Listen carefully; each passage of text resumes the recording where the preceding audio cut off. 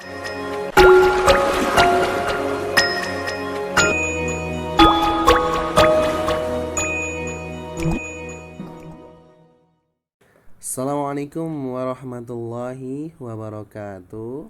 Selamat pagi Ananda semuanya. Bagaimana kabar kalian hari ini?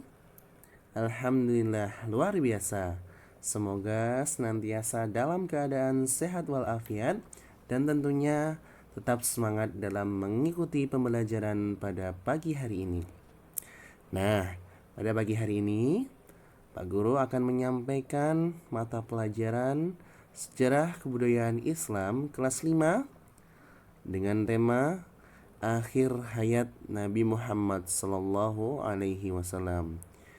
Yang pada bab sebelumnya kita sudah membahas tentang Fathul Mekah atau pembebasan kota Mekah. Pada kesempatan kali ini kita lanjut pada bab berikutnya, yaitu tentang akhir hayat Nabi Muhammad Sallallahu Alaihi Wasallam.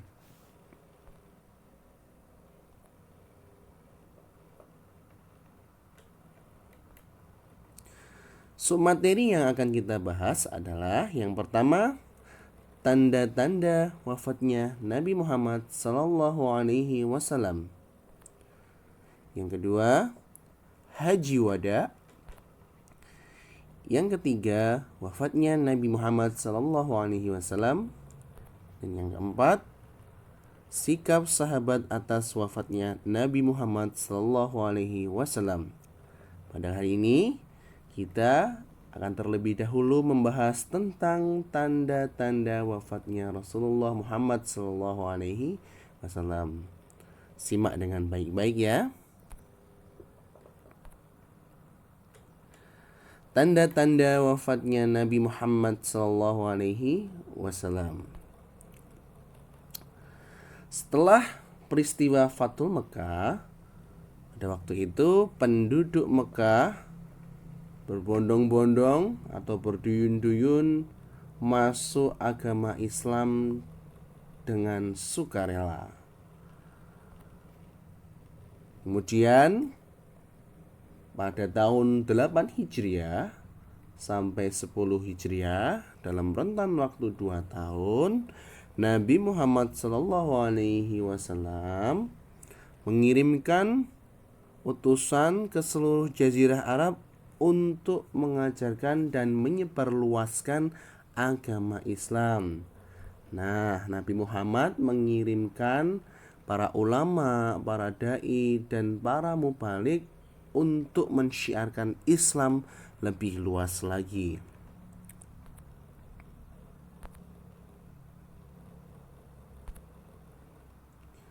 Kemudian Nabi Muhammad Sallallahu Alaihi Wasallam mengutus dan memerintahkan Mu'adz bin Jabal yang pada waktu itu untuk mempertimbangkan dan menggunakan akalnya dalam menyelesaikan persoalan-persoalan, baik itu persoalan agama, sosial, maupun bermasyarakat. Nah, hal itu dilakukan apabila tidak menemukan petunjuk apapun dalam Al-Quran dan hadis. Nabi Muhammad SAW juga mempersiapkan pasukan untuk memerangi orang-orang Romawi di Balqa atau sekarang Yordania, yang mana pasukan tersebut dipimpin oleh seorang pemuda yang masih berusia 18 tahun yang bernama Usamah bin Zaid bin Harisah. Akan tetapi pasukan ini tidak jadi berangkat karena Nabi Muhammad pada waktu itu jatuh sakit.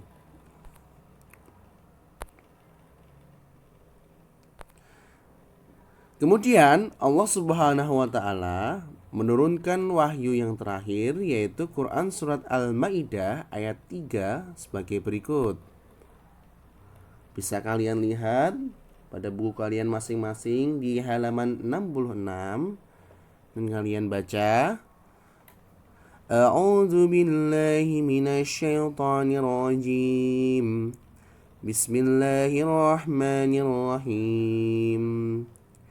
Al-yawma ya'isal ladzina kafaru min dinikum fala takhshawhum wakhshawun. Al-yawma akmaltu lakum dinakum wa atmamtu alaikum ni'mati wa raditu lakumul Islam dina.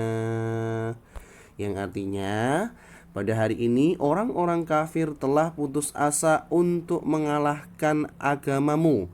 Sebab itu, janganlah kamu takut kepada mereka, tetapi takutlah kepadaku. Pada hari ini telah aku sempurnakan agamamu untukmu, dan telah aku cukupkan nikmatku bagimu, dan telah aku ridhoi Islam sebagai agamamu. Nah, tentunya turunnya ayat ini pasti mempunyai sebab dan akibat. Apa sebab dan akibatnya? Kita lanjut pada slide berikutnya.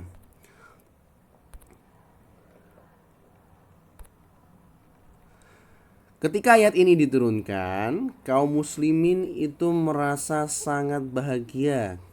Kenapa? Karena sangat gembira atas kesempurnaan agama Islam.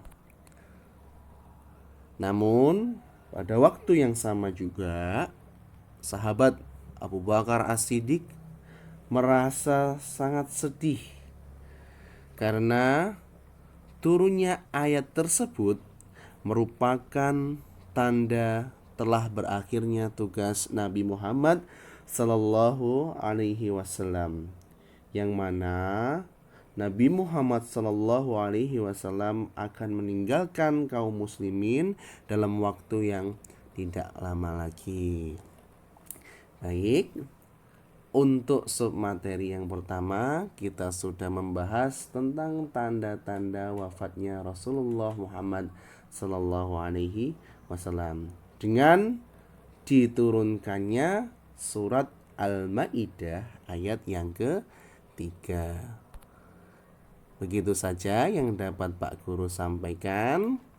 Untuk submateri berikutnya akan kita bahas pada pertemuan yang selanjutnya. Terima kasih. Wassalamualaikum warahmatullahi wabarakatuh.